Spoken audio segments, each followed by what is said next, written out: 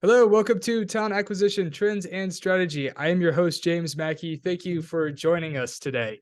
We have a really incredible guest with us, Sandy Gould. Sandy, welcome to the show. Thank you so much. It's great to be here. Thanks for having me. Yeah, I'm really excited to have you on the show today. And for everybody tuning in, we're going to have a great show. We're going to be covering a lot of fun topics, and Sandy's going to be bringing a wealth of knowledge and experience to the table. So you'll definitely have some actionable insights to take away, as well as hopefully this conversation is going to enhance your overall high level philosophical perspective on everything people related. So, Sandy, before we jump into the topics we have outlined for today, I was hoping that you could provide a quick introduction to your experience and what you're currently working on. Yes, I would love to do that. Thank you for asking. So I have been in the field of human capital for about 30 years. And I started off my career after training as a rabbi and a psychoanalyst at school in New York. I started off my career in recruiting, and then it evolved into recruiting leadership and talent leadership that led to human resources leadership in the high-tech space. And digital media, I've pretty much 27 of the 30 years been in digital media, and 27 of the 30 years been in digital. And then I moved from human resources leadership to leadership development. From there, I moved into acquisition management and ended up being the lead on two of the most complex transactions ever done in mergers and acquisitions around the sale of Yahoo to Verizon and then to Apollo. And currently, I am the chief people officer of a company called Pinwheel API. And Pinwheel API is a platform that makes it easy to connect payroll accounts like ADP and Gusto to any app. So why is that important? Well, we live in a time and in a world where more than half of Americans have a poor credit score or no score at all. Our financial system and the institutions around it rely on traditional credit scoring to assess risk. And that means that people who don't necessarily have great credit can't get out of a situation of not having great credit. And they don't have an abundance of affordable financial products to really help them with that. So, usually what happens is people have to go to high interest credit products in order to get themselves some support. And that kind of makes their situation work. So what we've done at Pinwheel is we realized that there needed to be fair financial access and fair financial systems for all, so that everyone has an opportunity for equity, all communities, all people. So we built a technology layer, an API layer that actually interacted with all the financial institutions that are out there and the cash handlers. And it gathered all this data that they weren't aware was available. And by unlocking the wealth of identity, income, and employment data, like payroll data and direct deposit switching, with access to paychecks, we can really help build that next generation of products based on that data that open up credit access for people, that give people more opportunity to get more financial support and have more access to equity. So in essence, we've built an app layer that's extending people's ability to have better credit reach and connectivity. And it's all through data. And as we know, data is becoming the primary underlying product of everything everyone does. So I think that's an important part of how we empower people in the world to connect and transform and create. And I'm the chief people officer for the company. It's about 100 people. I've been here for about 4 months. And we're growing the company rapidly. We're building out our revenue and building out the brand perception of the company, while continuing to build great talent into the company and unleash the diversity of the superpowers of our talent. And I know that your career means a lot to you. I want to get a little bit into your origin story, as you call it, which I love, and get into what really how you formulated your perspective and philosophy on the people function and recruiting and people leadership, everything from leadership to talent management and everything in between. And I think just most of the time we actually don't get into folks' backstories too much, but I think given how much of a compelling, like how compelling your upbringing was in terms of how it shaped your philosophy, I think that it's really important to go through, and I think we could all learn a lot from your approach to leading a people organization. So would you mind sharing that? If you're open to it, I'd love to hear a little bit about your story and what got you to the point now where you're incredibly passionate about everything people. Yeah, thank you for asking. I'm happy to go into that. So I was born sick. My mother had gotten sick in her 7th month of pregnancy with me. And so I spent my first 10 years really struggling with illness and challenging health crisis. When I was about 10, my mother stumbled upon a health food store, and a guy working there figured out what was really wrong with me. And that led to confronting our doctors who had misdiagnosed me. At the time, my mom pulled me out of that system and started to get me oriented towards health food and natural cures.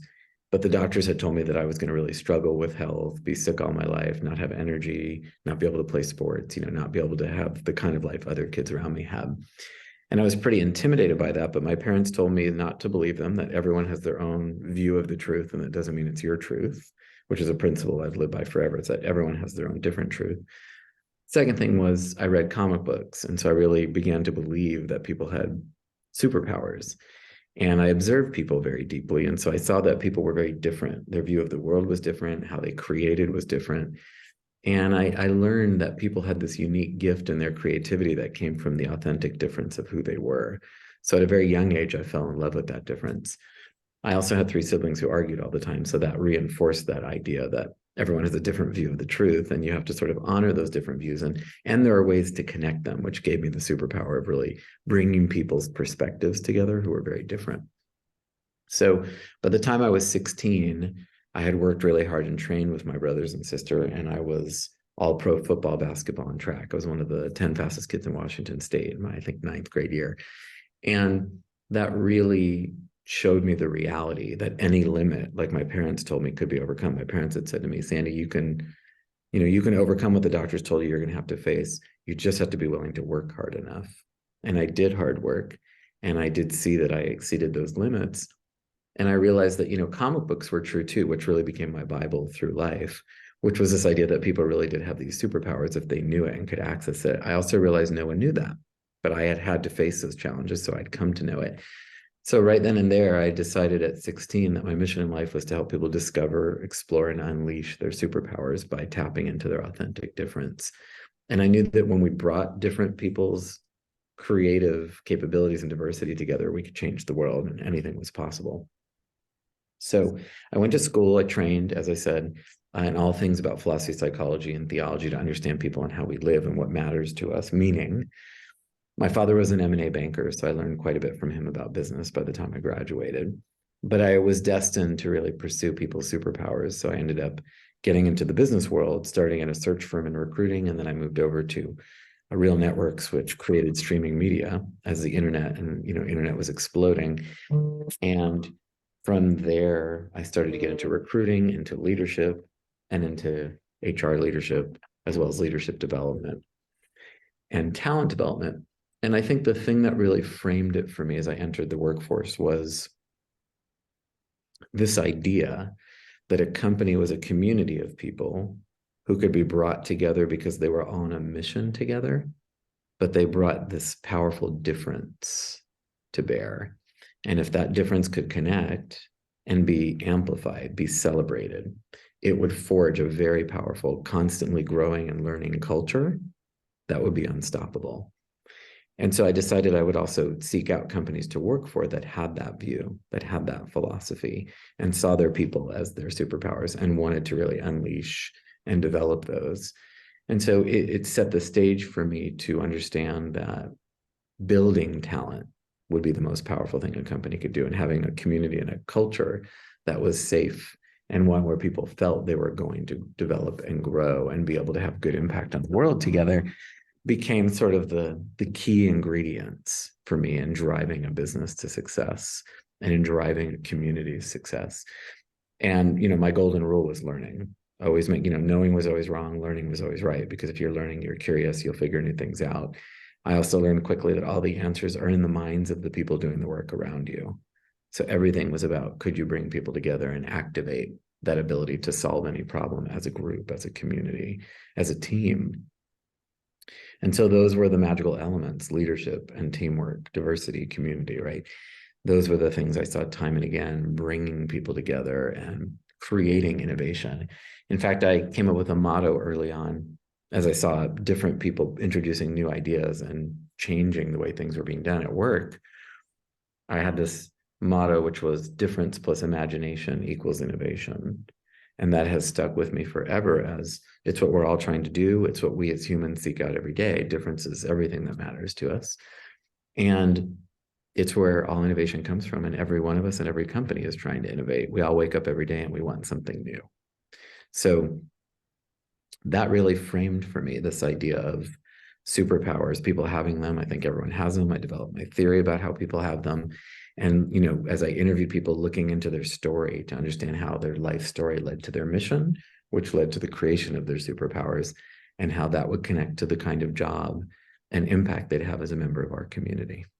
Does that make sense? It does make a lot of sense, and I would love to hear if you have a story or two about maybe this was your belief and whatnot, but maybe there was a couple of light bulb moments throughout your career. You've been at some pretty incredible companies, and Disney, ABC, Yahoo, right, to name a few. So I would love to get your thoughts on just maybe providing us a story or an example of when these beliefs really showed themselves to you. Maybe you developed them even further, or it was a sense of validation to your belief system throughout your career. Anything like that would be really cool to hear. There was, I would say there were a few stories that come to mind. One was I had met a person who was just a brilliant technologist and loved music and loved the way cool music experiences brought community together. And his name was Tony. And so I worked with him. I met him through some interviews that I was doing early in my career in tech. And then we ended up working together for a while. And then he went on to build some of his own adventures. And then he joined Apple. And he had this really unique view about how music and product and experience created powerful community. And this idea of shared experiences and discovery were really transformative. And at the time, a lot of other people didn't really respond to it. It wasn't deeply where the technology direction was going in terms of music services and digital music combinations. But I thought that he had such a unique perspective and was so different about it and passionate about his mission to sort of see that fulfilled for people. We stayed connected and, had lots of mind share and co-designing, co-creativity we did together just about ideas in life. He eventually went on to build the iPod and the iPhone at Apple and run all their development. And of course, then built Nest after that. And, he's now a very established leader and very successful. And one of the things that it really marked for me was he saw this vision he was so excited about that no one else had seen. And he stuck to that vision. And it had more dimensions to it because of his life experience, because of where he grew up, because of how he thought, because of what mattered to him and what was inspiring. And it just showed me that when somebody is unique and authentic and brings that to play in how they create, if we inside a company can help set up a platform for them to experience that and for others to connect to that, that becomes powerful leadership. And the creativity that comes from it can be unlimited. It is unlimited. And, I would tell you the second story that comes to mind for me is I went to work at Second Life. And Second Life was an amazing company. It was the world's first virtual world and the world's biggest virtual world. And at Second Life, you had tons of people who are living in a virtual environment and actually making money, making a living, a full, American dollar living in their virtual environment. And so I was really excited about it. I knew the founder because he'd been the CTO at Real and he moved over to Second Life. And so I was excited about working with him because we always had this meeting of the minds and mind share. And he was very philosophical and I loved philosophy too. So we used to talk about music and math and science and technology and how they all ran together and how it helped you decode and uncover meaning. And so I joined Second Life and they had a lot of these wonderful principles that were very unique, like follow the wisdom of the crowds, figure out ways to deliver value. They wanted to be a supportive culture, not a directive one. And they really wanted to distribute leadership to everybody. And so when you entered the company, they said, you decide what you want to work on. You decide what will deliver value, and then just talk to the crowd about what you're doing to make sure everyone agrees. And so that was a place where I got to do all sorts of experimenting with HR, like making it different than people had made HR traditionally. So we built a review system with no ratings and people loved it and they finished within a week's time. In fact, one time I told the whole team at the company, there were a few hundred people, I said, if you finish all your reviews, if all the reviews in the company are finished in 1 week's time, I would shave Second Life into my head. And so they finished it in 4 days because they wanted to see me shave it into my head, and they knew hair was very important to me. So I did that.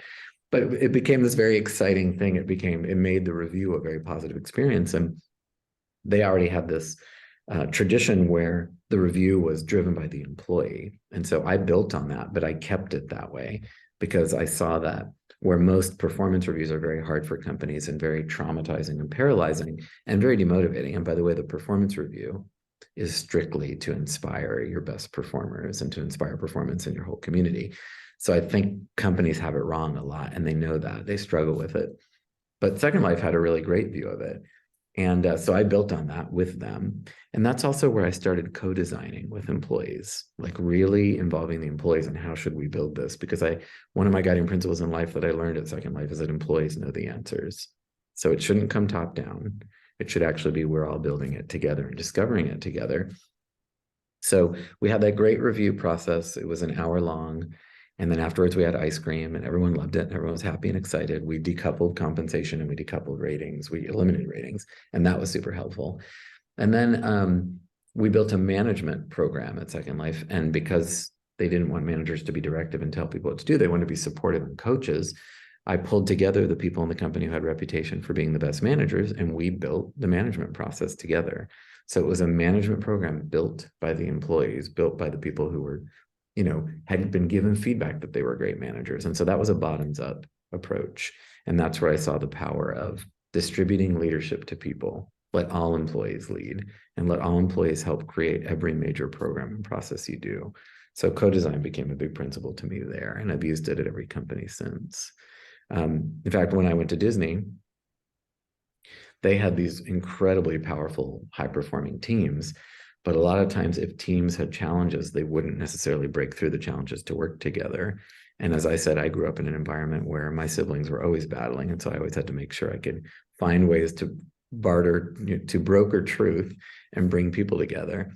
And so at Disney, I had this great experience of getting a lot of disparate teams to come together who hadn't come together before, just by having good, difficult conversations with radical candor, but recognizing the things they valued in each other. And that's probably the other example I'll give is that at Yahoo, Verizon bought Yahoo and they bought AOL previously, and Yahoo and AOL had been very competitive.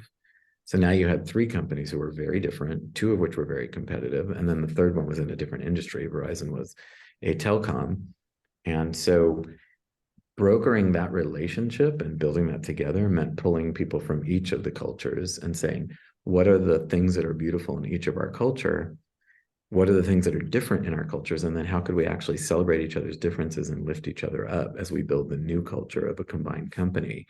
And that ended up helping us lead that company to profitability, Verizon Media, within 2 years, which was a huge accomplishment. But it was because people saw more significant than the challenges of our differences is the power of what happens when we bring our differences together, right? And share and learn from them. And so that was just a great sort of moment for that learning. That must have been pretty difficult though, merging two cultures and just everything that goes into connecting two teams. I mean, like just from a more implementation standpoint, what did that really look like? I mean, the overall mission and vision, I understand, but were there some particularly difficult things from a people, HR, talent development perspective that were difficult to merge? And if so, how'd you do it? Because I think that's a pretty big task It's a great question. accomplish, right? Great question. Exactly right. So first of all, it was challenging. We spent 12, 14 months planning the acquisition. So that's like 14 months I was locked in a room in the AOL building with AOLers, Yahoos, and Verizoners, figuring out what the new company would be and how we would get all the teams to work together and how we would design the org and who would be in it. And we couldn't communicate a lot about it to our general employees because it was a highly regulated deal because we were splitting Yahoo in two, which had never been done before. The financial assets were going to one company and the internet business was going to another. Just real quick to make sure I understand. So Verizon bought AOL and Yahoo around the same time. It was No, like they all bought happening at AOL. once, They or? bought AOL a few years before Yahoo. Okay, that's what I had figured. But they were, but Gonna in terms merge of them. integrating the cultures, they were integrating them essentially at the same time. Yeah, because Verizon wanted to bring all their media assets together. Okay. And so AOL was some, Verizon had some of their own, and then Yahoo was some. And so they combined them. So we spent many, many months planning that. And fortunately, there were just brilliant people from each of the companies brought in a room together who, we went on this journey of exploration of saying, we don't know what we're going to do. Let's figure it out. And there were just such, there were great minds and great hearts in those companies. The second thing was the cultures were so different, but had a lot of things in common too, and valued things like diversity and innovation and empowering employees at their core.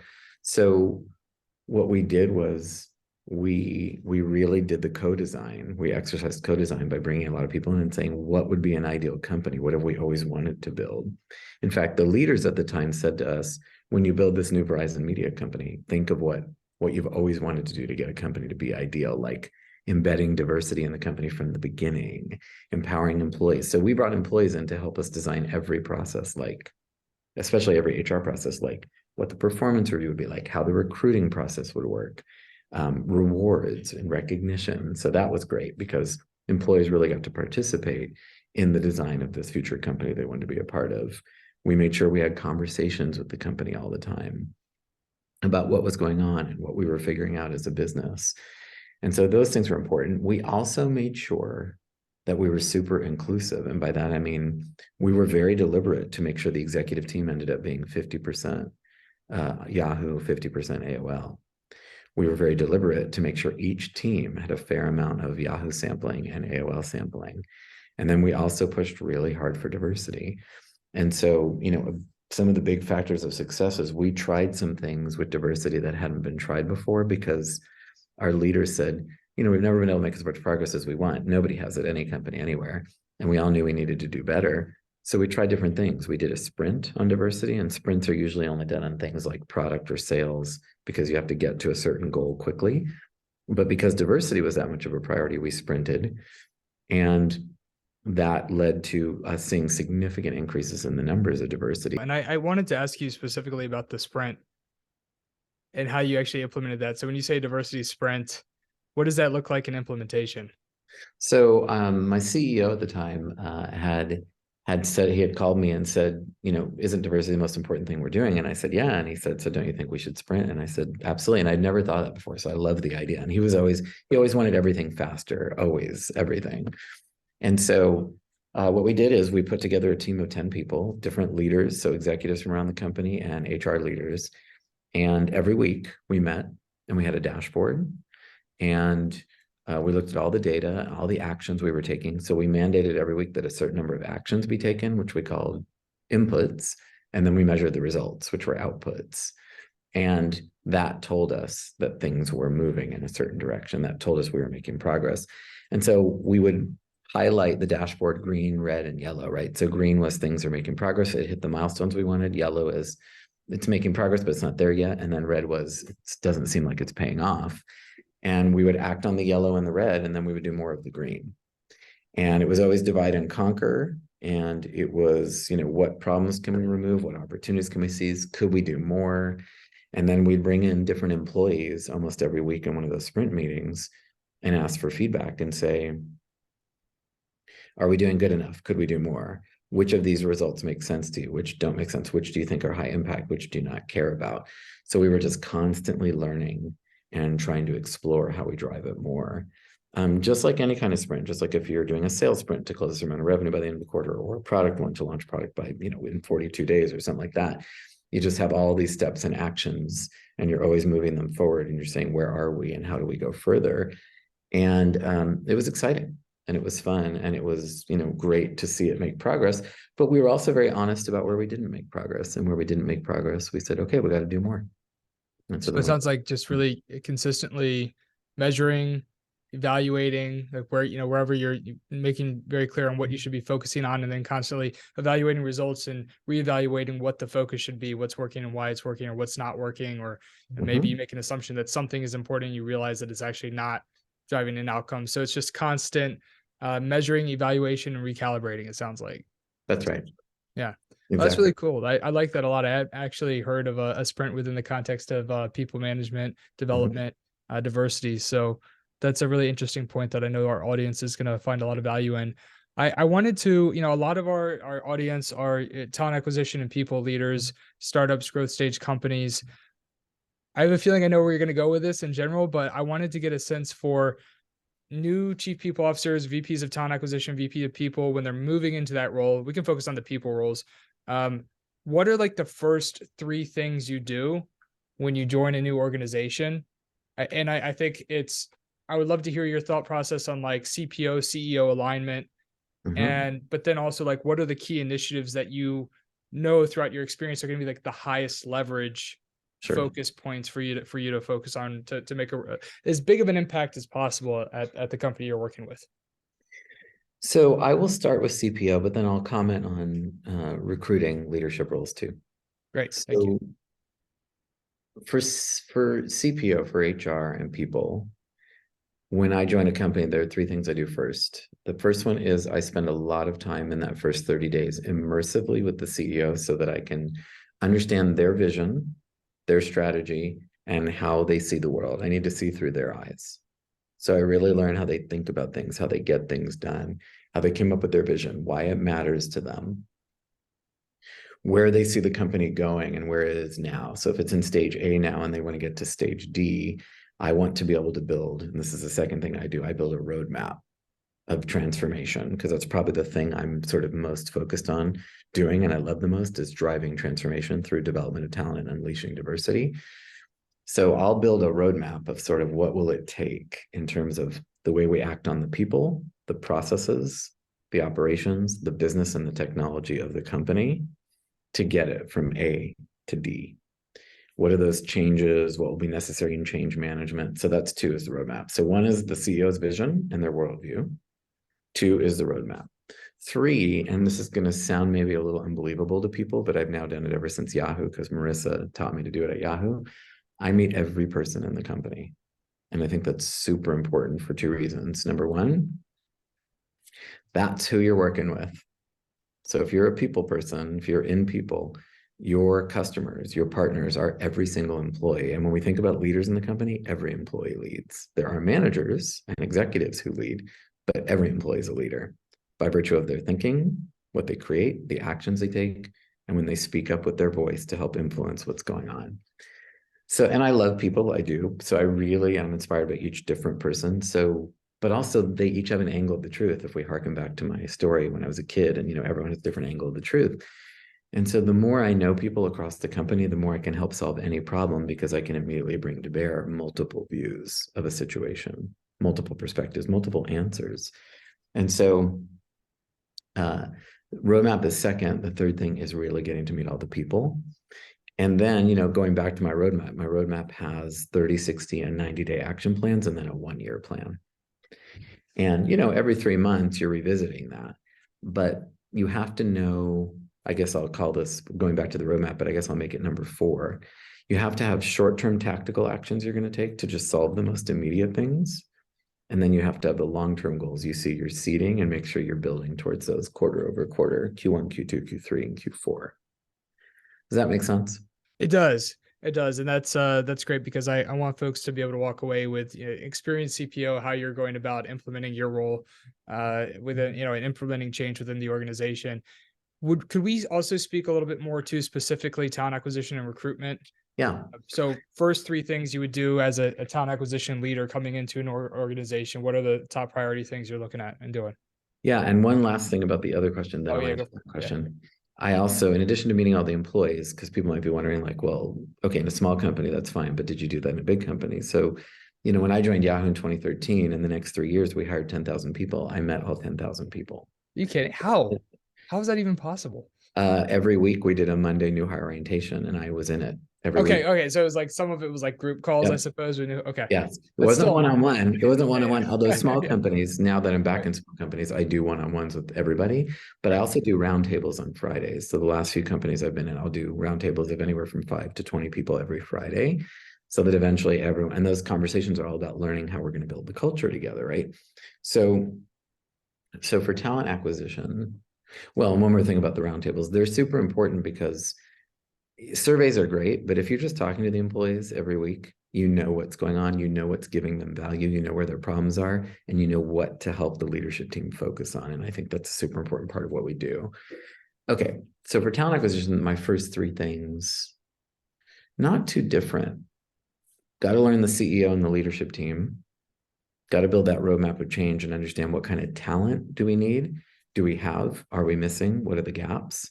So I have this model I use called the Avengers, where I basically look at all the teams and what strengths they have and they're missing. So do we have enough? Do we have the right amount of Thor, Iron Man, Hulk, Captain America, Scarlet Witch, Black Widow? Or do we have too many Captain America and Iron Man and not enough Scarlet Witch, Black Widow, right? So you got to mix it all up. You got to have a lot of different. So where are we strong? Where are the gaps? And then what's the hiring process, the hiring brand, and the hiring experience? And what is the alignment? I have to make sure I understand how well aligned recruiting is to the customer. So there's 3 levels that HR delivers, including recruiting. Transactional is the first level. You got to get the basics right and be able to deliver on the getting great talent in and hired. The second level is partnership. That's where it should be that the recruiter is a partner to the HR person and the business leader, and they're in it together, thinking about what they're trying to accomplish and what the plans are and what the people are to do that. The third level, when you get really good at your job in recruiting or HR, is consultative. And that's where they really use you as a consultant in everything they would try to do. And you're not just a source of talent, you're also a source of market intelligence, because you're interviewing tons of people. You're engaging the intersection of humanity. So you know what's going on everywhere. And you can bring information to bear to help with that. You can also bring self-awareness to the company, because you get external market perception of the company, and you can help remind people of how we come off, how we seem. So I think for talent acquisition, you need to understand the CEO and the leadership team's visions, the talent and superpowers that exist and need to be strengthened, and where the gaps are, the hiring process and the experience, and make sure that brand and story are being delivered to the market and they're great. Make sure every client group is delivering a compelling story to the market. And sometimes the back office or back end systems groups, people think, well, those stories aren't sexy. Like, IT, that story's not going to be sexy, but all stories can be amazing. Everyone has a compelling story that someone's going to want to work with and be a part of. And so how do we make sure we drive that in a successful way and that it aligns to the brand? And then I think the other thing is, obviously you have to look at your talent organization and make sure you've got the right people. So I like to hire business evangelizing humanists. I think that's important. You don't just want people who are good at selling and closing positions, and you don't just want people who are filling jobs. You want people who are a coach to the hiring manager and a life coach to the candidates, helping them build their career, or a career coach, I should say. And you want that combination. You want somebody who's in it, who loves to get things done and take action and measures everything, but they've got to be business evangelizing humanists that understand the business and the product and be constantly learning. And learning to me is like the number one superpower. So that's the advice I'd give on that. I love it. I love it. I think our audience will too. I wanted to ask a couple more tactical questions, follow-up questions to what you were discussing earlier. Sure. You had brought up something about employee reviews without scores, like where you shave the company name in your head. So was this like employee engagement surveys, or what type of surveys were these? Well, the what it was we were doing reviews, and I wanted the whole company to finish the reviews in 1 week's time. Okay. And so that's how I motivated them, by saying, if you do it, I'll do whatever you want. I'll shave something in my head if you want. And they knew I was obsessed with my hair. So like, we want you to shave Second Life into the back of your head, which I did for actually a few quarters in a row as they kept hitting the goals. But I But they were think, reviews on the company, like their experience working at the oh no, company. performance reviews. Oh, okay. So their written feedback for their own performance review. Yes, which we Okay. put in their hands and made them drive. And so I believe that performance reviews are all meant to inspire better performance out of the company and motivate them to do more. So if you want to do that, it has to be a positive experience. Everyone over focuses on ratings, so ratings should be thrown out. And instead it should just be, are you doing great or are you building? And then if there's a separate problem, if there's a challenge in performance, that's a completely separate problem from the review. The problem with reviews is that people use reviews as a proxy for management, but there is no substitute for management. You got to manage your people and have conversations. Like in the review, the conversation is most important, not the review. So We made it fun and positive, and we put it in the hands of employees at Second Life. And they'd done that before I even got there. They taught me how to do that. And so that was great. Um, and I think when it comes to surveys, similar thing. Like one of the things we started that I now do at every company I'm at is safe spaces. And I think those are really important, just to have honest, radical, candor conversations about tough issues and real issues and everything, all issues. And when you start those conversations and you get all employees involved, they become involved in the building and the improving of their own culture. And if they're that invested and they feel like they're in a safe space where they really can be that honest, you're going to learn tons more from roundtables, one-on-ones, and safe spaces than surveys will tell you. Surveys are always good. You should always be pulsing because the data is really key, but you need to get into what people really feel and want and what they worry about and what they're even afraid to say, and get them not only supported in saying it, but once they do say it, take action on it.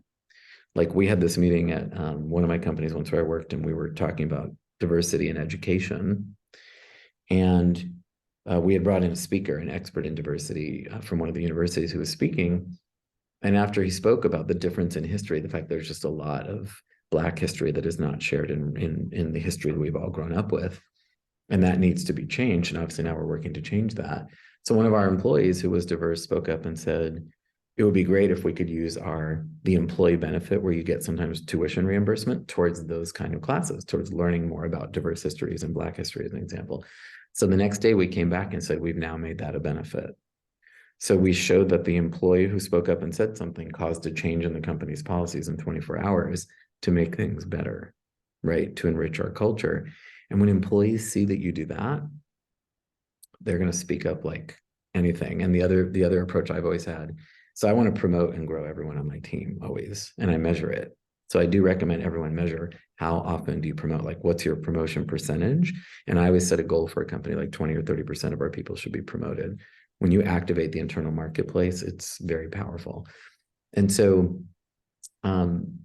every company I've gone to, I will ask people to speak up and ask hard questions. And I'll say, when you do, I'm going to give you more responsibility because I need you to challenge my ideas and existing ideas and help us grow and change. And we told all new hires at Yahoo, we said, you're here to change at least 50% of everything you find so that you make it better, right? Imprint it with your identity, imprint the company's identity with yours. And that's why we hired transformers, people who were good at change. And so I think those things are important. When you get people to speak up and then you validate what they've said and then you give them more responsibility, so people see people getting promoted for challenging ideas, then everyone starts speaking up. So when I joined Yahoo in my first few weeks, I asked the whole team, which was about 200 people, to ask tough questions. In my first meeting, only 3 or 4 people asked questions. 6 months later, I had over 100 people raise their hands when I said, do you have questions? Because they had seen people getting promoted, getting responsibility, starting to take on more work. And that helps create, I think, a safe environment where people feel like my difference is validated, it's celebrated, and it's going to help make us better. Then I think you're unstoppable as a company. Yeah, I think just as you said, taking action is just so critical, because if you're asking for feedback and then nothing happens, then people are going to stop coming to you. If they Yeah, don't that's feel like it's, if they don't feel like it's actually making a difference, what's the point, right? agreed. And then two, having them creating that safe space, as you said, to where they feel like they're not going to be judged for saying something, or they feel safe to express themselves within the company is incredibly important too. And I feel like a combination of those things are what got more people to raise their hands, right? Over Oh, time. absolutely. Yeah. Absolutely. Yeah. That's what does it. That's what teaches people, right? And I think that's important. Yeah. And so I want to, and I love this. There's like so many golden nuggets, so many things that we covered that are valuable that folks can take away from this conversation. Dialing back into performance reviews a little bit, because I just want to understand the actual process so that folks can actually implement this step by step. It sounds like a lot of the performance reviews that you were doing were written by the employee themselves. So what are all of the parts of it? So it's like there's an employee section where they have to answer questions of feedback about their own performance. What is the manager's role in the performance review? So the really, really simple way to diagram it is have employees comment on the goals for the quarter or the time period they're reviewing. So they'll just say like, okay, I had 5 goals. And each goal they should say, I did great, or I'm still working on it, Okay. right? I'm still building. Then they talk about their new goals for the new time period. Then the manager comes in. The manager comments on their old goals. So let's say I said like, oh, I had to hire 100 people. I hired 110. They were all great. I think I did great. Then the manager can come in and say, yeah, you did great. And also these people have already grown the business by 30%. That's awesome. Or they can say, well, you hired 110, but you were supposed to hire 100 in 5 critical areas. You hired 110 in 4 critical areas. So maybe there's still a gap there and you could do more. Then we have that conversation. Then we talk about strengths and development areas, probably 3 and 3, and talk about actions we can take to start developing those strength areas and those development areas too, because you want to leverage the strength areas more, and then you want to use the development areas to continue to grow and round out your edges. And there should be specific actions you can take in your job or in training and development that are going to help you, or mentoring to get stronger there. And then you talk about career development. Where do you want the person to go? And what are the first actions we can take to move you there? And maybe that's already been covered in strengths and development areas. And then you celebrate and say, like, look, this is the value you've helped bring to the company. This is the impact you've had, and we really value you. So that's the end of the review. No rating. At the end, you can say you're doing great or you're building, right, as a summary. And I suppose you could say that's a binary rating, but it just keeps it simple.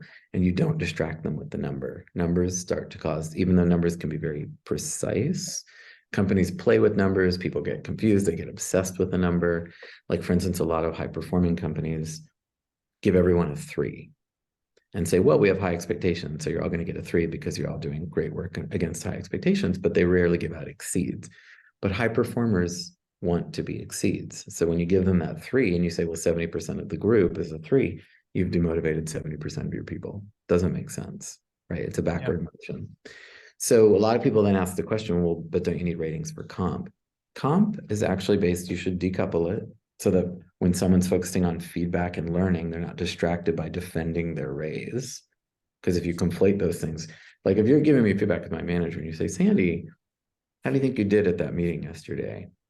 If I want to be vulnerable and admit that I messed up, I'm going to be scared that if I do that, that lowers my raise, because you're sitting there thinking about my raise, right? If they're conflated. So let's separate comp. Do it at a different time. But the truth is, comp isn't just based on your performance. Comp is based on 3 or 4 things: your performance, the company's performance, the job you do, how it's valued in the market, right? And then what's most important to the company right now. So those factors actually should drive the comp consideration. Performance is just one piece of that. It's an important weighted piece of it, but it's just one. And so that's kind of how I would do the reviews. I would make them positive experiences. When they're all done, let managers and employees share in a company meeting or an open meeting with the org, hey, here's what we talked about in my review. Here's what I learned. Here's what the manager learned. Oh, at the end of the review, there should be asks. Like, I have asks for you, you have asks for me that will help us work together better. And then you check in on that monthly. So that's just, and it's positive. And then we all go to some party and maybe we eat ice cream or go get drinks and have fun. And get employees to share with each other. Like, if I had a team the next week after the reviews, I'd say to the team, let's talk about things we all learned in this last review. How do we feel about it? What did we learn? So that you're making it this social norm to be connective and to share together and to help each other grow, versus like competitive and worry and angst about what it means. Does that make sense? It does. So for a startup or growth stage tech company, primarily product companies, how often should they be doing these reviews? I Once mean, or I know you twice. said follow up monthly, right? But like in Once terms or of twice a actually going year. through this process. Just once or twice a year. Okay. All right. Otherwise, just monthly check-ins. Right. Like, remember, it's about the coaching and the work. It's not about the review and the rating. Right. And then what about for like serious performance concerns? Like, how is that? That sounds like it's a separate motion. It's a separate process. You have to take somebody into a different conversation and say, okay, as things go, you give feedback. If it's not working, you give more feedback. And then the second time you say, like, oh, it looks like we're struggling a little bit. Let's fix this and help you break through. If that doesn't work, then you say, like, okay, now we have a challenge. And now we have to figure out if we can fix the challenge, or maybe this isn't the right job. Could be a different job in the company. Could be you have to go to a different company and be a superhero somewhere else, or a superheroine somewhere else. So that just becomes a different process, which is, you have to go into with HR the discussion of, there's a mismatch here. Let's figure out what it is, right? The wavelengths or the frequencies are not connecting, and you got to figure out why. And if the root cause is just some things you needed to adjust or some development for the person, or a different job's a better match, great. If it's maybe the company and the business in a whole different industry or just working somewhere else, look, everybody works best in different environments and cultures. So you got to help people figure that out. And that should be the nature of that conversation, but it should not be conflated with performance reviews and the work and that it's another part of management. And so I think it's best done very separately. Right, because it's when you're doing the performance review and the way that you do it, it's all focused on improvement and focused on taking your feedback, the employee's feedback into consideration. And I suppose you do that when there's a real performance concern too, but it's like the focus of the performance review is on learning and development versus performance concern is figuring out if there is alignment or not for you in the role, which is a different, Very good distinction. That's a very right? good distinction. Yes. Performance reviews should really be performance amplification, and that's what I call them. Okay. And then the other one is a performance management discussion. That's completely different. That's when you're stuck, right? There's a stuckedness to it. It's not about the work anymore. It's about why isn't this working? And Nice. so by separating them, you just make this performance amplification positive, accretive, and an accelerant. Whereas performance management is like, let's figure out if we can get this unstuck. And it takes out the anxiety from Mhm. developing, right? It's I not, hey, agree. I'm being judged right now as much as it is like, how can I be the best version of myself at work? Yeah, and you do not want to demotivate and angst your whole company, Yeah. right? But all companies go through this when they get into the performance cycle. They're all like, and it slows them down and it distracts them from their business, and it takes months, and then everyone has calibration battles about whose rating is more fair than whose rating. I mean, it's just really, it's rough. I think there's just better ways to do it. And a lot of companies I know are now changing to this. Like I know some big companies have just stopped doing ratings and they're moving more towards this pure focus on the work and the lifting people up. There's two ways to manage people, right? Lifting them up is one of the ways to do it that I really believe in. I love it. This has been incredibly insightful. And I feel like we struck a really good balance between high level philosophy when it comes to how we approach people functions and some Cool. actual tactics in terms of implementation for people leaders out there too. So Cool. we're coming up on time here, Sandy. I wanted to say thank you very much for joining us today. And I also want people to have the opportunity to follow you, reach out to you to some extent. I don't know if LinkedIn's the best avenue for them to follow you on LinkedIn, or what? How do you typically have people engage with you? Yeah, LinkedIn is great. So I'm on Okay. LinkedIn. I love getting reach outs, and I'll accept as many as I can. And I love having conversations on those reach outs too. And I'll post every once in a while about something once I've done like a great learning experience like this. I'll definitely post about, because this has been a great learning. So I love that we got to learn, connect, and grow together. And I like that you are helping the collective learn and activate each other. I think that's really noble. Well, it's been a lot of fun. I mean, I know we're wrapping up here, but for everybody tuning in, it's the past few episodes have been incredible. Sandy has just dropped a lot of knowledge on us, a lot of wisdom on how to run people organizations. We had last week one of the co-founders of LinkedIn come on the show. We've also just had conversations with Daniel Chait over at Greenhouse Applicant Yes. Tracking System. He's going to be coming on towards the end of May. So we're trying to bring on folks that are able to add significant leverage and power for those in the talent acquisition and people communities here to help really guide talent strategy and help people get the most out of their lives professionally and whatnot. So Sandy, once again, thank you so much, and for everybody else tuning in, thank you for joining us today, and we will see you next time. Take care.